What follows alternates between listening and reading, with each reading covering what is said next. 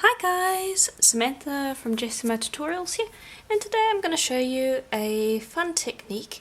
At least I hope it's going to be, because this is more of an experimental video, but we're going to be trying out a Sutton slice technique, but we're going to be incorporating Crackle into it. So let's see how this goes. So I've got Primo here, I've got white, I've got turquoise, and this one is ultramarine blue. And we're going to be making a skinner blend with these three colours. You can use any colours you want, does not need to be these three, these are just the ones that I have chosen. Just make sure that you have a corresponding colour ready to go. I'm going to be using 18 karat gold Primo, and I'll show how that comes in later on, but that's the colours that I'm going with.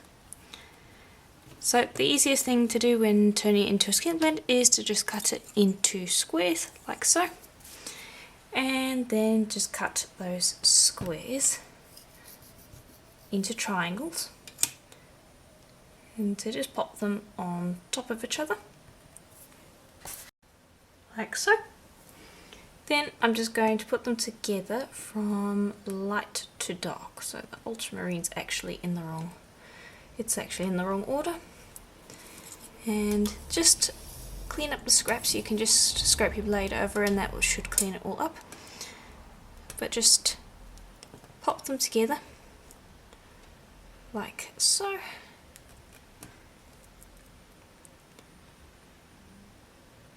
Nice and easy. And then for these end bits, just cut to about the halfway point. Flip them around like so, and then just trim off the excess. Here we go. And I'll just squish these ends a little together so that they don't fall apart on me when I am rolling them together. You should be able to pick that all up into one piece, so just squish it a little bit, get it all together. And then I'll run that through the pasta machine, like so. Then with a skinner blend, you're going to be folding it like so. Always fold it so you only see one colour on either end, so it's the same colour like that. If you fold it the wrong way, such as this, you'll see that it has two colours. And I go into depth with skinner blends in previous videos. Just search on the channel for skinner blend and I have videos that are dedicated to it. But basically you'll fold it exactly like that and run it through a pasta machine, repeatedly folding it each roll through, just like this, and you'll end up with a skinner blend. You can use a roller, it will take a little bit more time, but you can use a roller if you don't have a pasta machine. And just continue doing that until you have a smooth blend. Okay, and you should end up with something that looks like this. Now, pasta machine leaves smudges sometimes depending on what clay you used last. You can easily scrape it off like so. But the blend that we've got here is too wide to use in the project that we're going to be making. So what I do to fix that is I will fold it back over like we've been doing. Do your best to squish out all of the air and then fold again so that we end up with a nice thick piece of clay. And while you're doing this, again, squish out all of those air bubbles.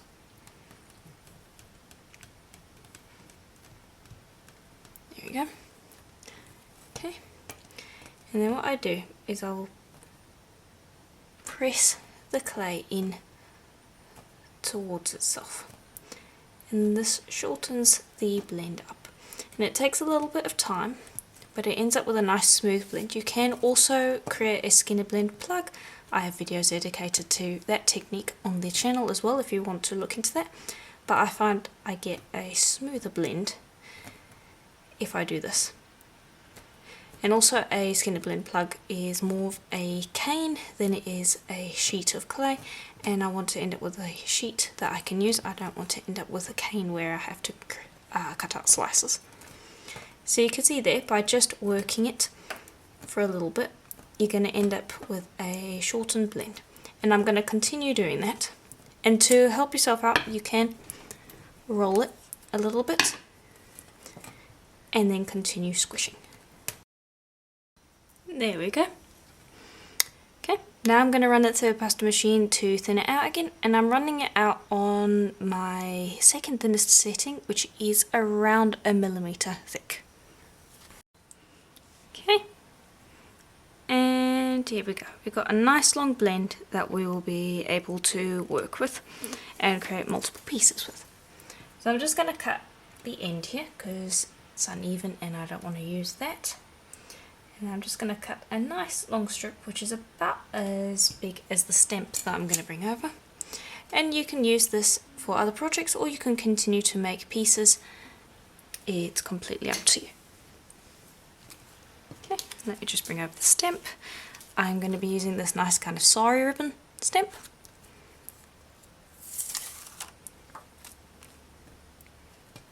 Lift that up, stick that down. And then I'm just going to pop that down. Okay. And then I don't want it to stick to my fingers, so I'm just going to pop this wet wipe over the top, or baby wipe, I think is what it's called. Yeah. And I'm going to use that to stick it into the stamp. And I'm going to use my fingers so that I have more control. You can use a roller, but I'm preferring to use my fingers in this case. And you want to press that right on into the stamp. Give it a good press in there. Okay, lift that up. And before you lift it up out of the stamp, because we're using a clear stamp here, you can see whether or not it's been pressed in properly. So just look on the back. And there's a few spots that I might just try to push out, and the back here is wet, so my fingers should not stick, but I'm going to try to work out those bubbles in the back, because to have the best Sutton slice, it needs to be pressed in as best you can get it. So having as few bubbles as possible is always better. I'm not sure how well I'm going to be able to press those out, but just do your best. And I think that will work fine. Press that back down onto the tile because it's always easier to slice like that. So press it back down onto the tile, and then we're going to shave it. Okay, and I'll go nice and slow with this. Do a little bit at a time. I'm going to start with the top here, and I'm probably not even going to break through to the texture, but that's fine. Go slowly and take those pieces because you can recycle them.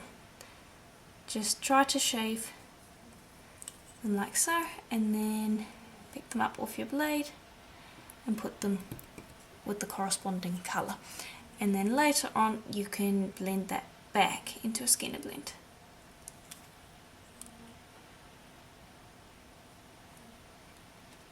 And that's up to you. If you don't want to go through that, that's perfectly fine. I just think it's a nice way to use the scraps.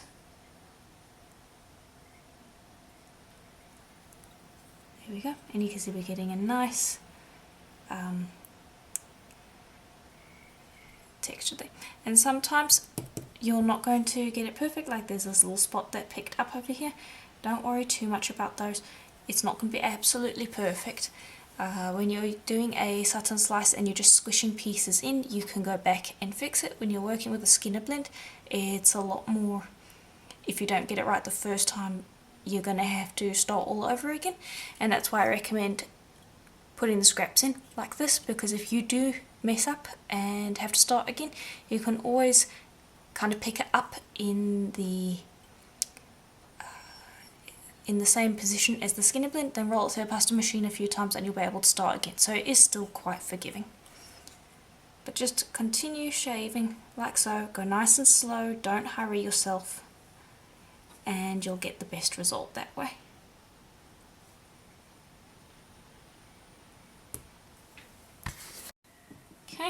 And then you should get to this point. Now this is not completely clean, we still need to be shaving over the top, but at this point I wouldn't worry too much about putting the scraps into a blend. But you can see here how we have maintained that blend shape, and those two pieces picked up, that's fine. You can just kind of fold it in on itself like so, and then you run it through the pasta machine a few more times, and then you will have a perfectly usable Skinner blend again. And it means that you have a lot less scraps. You have something that is still very usable. And that piece that we chopped off earlier, the end bit, you can also add that. Just pop it on like so, and then you've got something that you can reuse for this project if you're making multiple pieces, or you can use it for another project. Easy. Now this part you want to go slow with as well, and just go lightly over the top, and these are going to be your scraps. They're pretty scraps, but they're still going to be scraps. And just go over the surface and just clean it up. Go slow, again, don't pressurize yourself into going too fast. And just clean up the surface so you have a nice tidy print. There we go. And this is all the scraps I ended up with. Very small. So now we are going to crackle that. So I'm going to lift it up, and I am actually going to bring over that baby wipe from earlier, and I'm going to flip this over, and this is just so that it doesn't stick to the tile and we end up lifting up the pattern when we pull it up. But I'm going to be using a heat gun to kind of cure the back here, and this is going to be a real touch and go because you can't actually see when the clay is cured, so I'm going to be relying on instinct here. And this is why this is a test video, because I'm not sure how well this is going to work. But this would end up being a really nice Sutton slice, so if you want to stop at this point and just lay it over the gold clay, by all means do that. This is where the test point comes in. So I've got a heat gun here on the hottest setting. There you go, and you can see it's on the hottest setting. And I'm just going to be running back and forth heating this up, and I'm going to be touching a lot to see how hot it is, lifting it up, things like that. So if you want to skip forward, you can do that.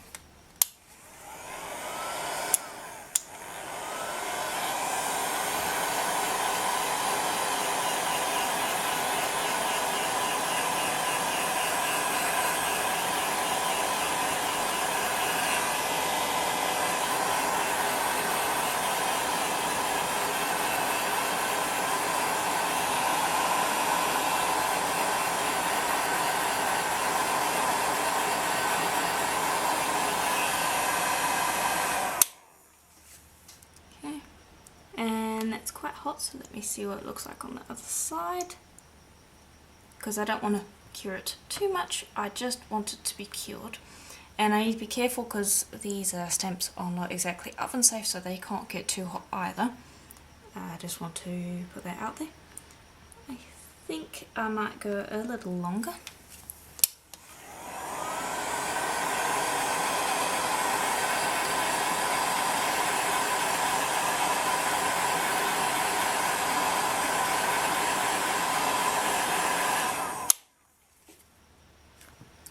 And that's quite hot. It should cure the clay.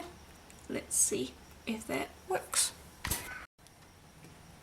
Okay, and I've got a piece of gold here, and my tile's a little wet, but I've got a piece of the 18 karat gold here, and this was run out on the metal setting, which is roughly I'd say about 2 millimeters thick.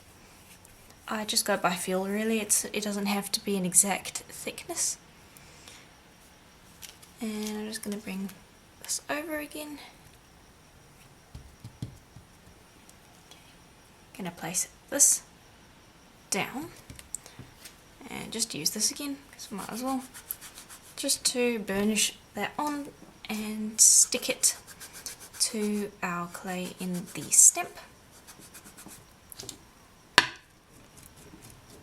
Get it really stuck on there. There we go. Lift that up, and you can see how it's going to look, and it would look really nice just on its own. You don't even have to do the crackle. So if you don't want to do that, by all means skip that part. Stick this down onto the tile. I am using a glazed ceramic tile. And just make sure that you get that stuck down, because the last thing you want is the clay lifting up while you're doing this.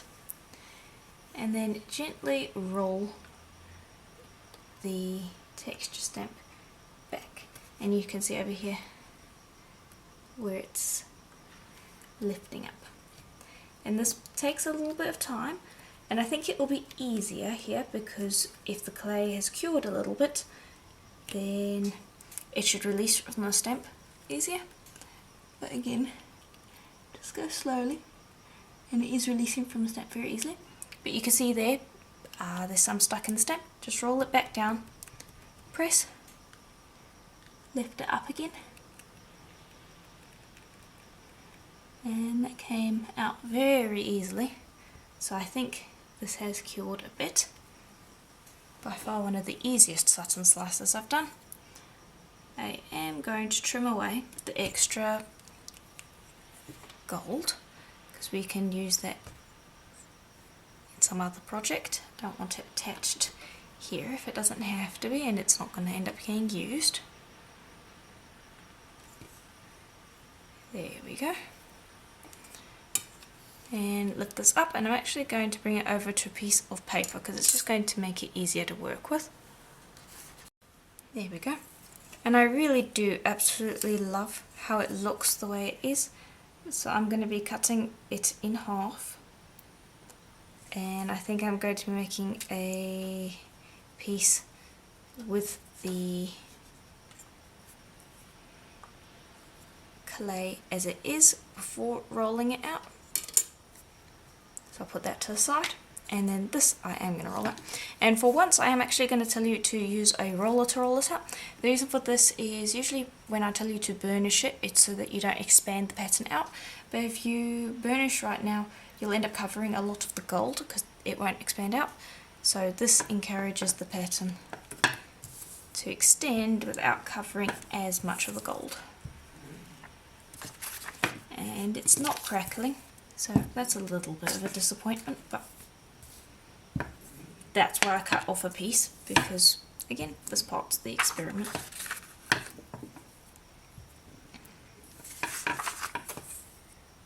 I did think the clay was cured, but it is unfortunately not. So I'm going to stop there, and I'm going to burnish it because it's really sticking to the roller, and at this point we won't expand the pattern further.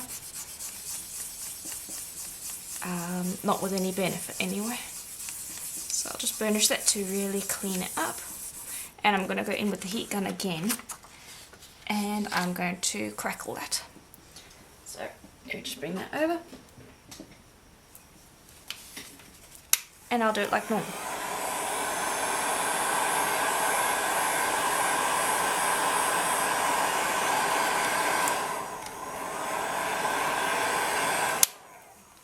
There we go. And then maybe we can make some double-sided pieces. When it comes to art, always embrace your mistakes. You learn from them. Nobody's perfect. As you can see, this did not turn out the way I wanted. I wanted the pattern, the Sutton slice part anyway, to be the crackled bit, but it just didn't turn out that way. But I am going to be working with that and experimenting around with it. And I think I've also possibly overkilled this. But again, just work with your mistakes. It's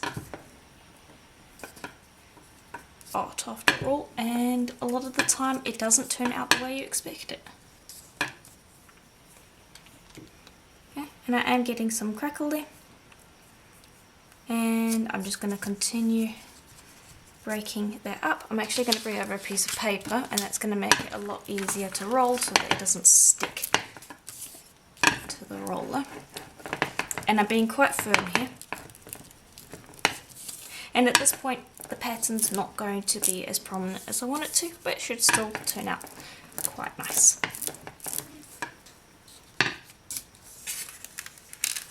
There we go. And it's quite nice looking. I am still very happy that I kept this piece. My favourite. And so this is going to be our backing, so I'm going to turn that over and I'm just going to lay this over the top, and I'm going to make sure that I get it so that the colour is going the same way. There we go. Gently pat that down, like so. And then we're going to cut that out. Okay. And I'm just going to use this rectangle cutter because I think it works well with the theme. It kind of reminds me of like tiles that you see. It kind of reminds me, it looks oriental to me. So that's what I am going to use. I want it to look like a tile. So I'm just going to cut down halfway, or actually no, let's just do it the full way. It is on a piece of paper, so it's going to stick in the cutter. That is to be expected, especially since you've got Crackle on the back and it's not going to cut through cleanly. And that's just normal for Crackle. And so I'm going to run not an incredibly sharp blade over the edge, and that will just help clean it up. It's not too sharp because I don't want it cutting through my cutter, and I also need to have my fingers close and I don't want it to be too sharp. Okay, and that's the back, but the front looks really nice. And it should come out quite easily since it shouldn't stick in the cutter. And there's our first piece, and I am now going to cut out the second piece. There we go. I've got two beautiful tile pieces.